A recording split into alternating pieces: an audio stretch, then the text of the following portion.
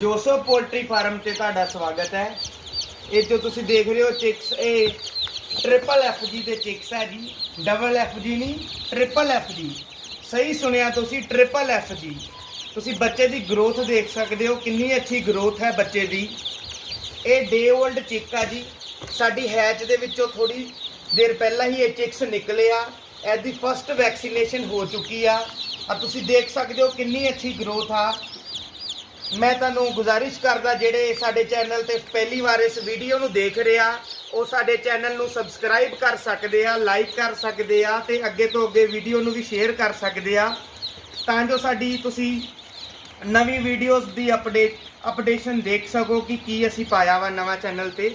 अगर किसी वीर भाई भैन ने वीर ने नवा फार्म शुरू करना होवे ते वो साडे नाल संपर्क कर सकदा है। असी उसनू पूरी नॉलेज देवांगे, किस तरह की फीड चाहिए है, किद्दां दी फीड पाउणी है, मैडिसन देनी है, इन्हां नूं वैक्सीनेशन किस तरीके नाल करनी है। तुसीं आपदा ऑर्डर बुक करा सकते हो। असीं तुहानूं दस दईए साडा फार्म है योसो पोल्ट्री फार्म शाहकोट जलंधर।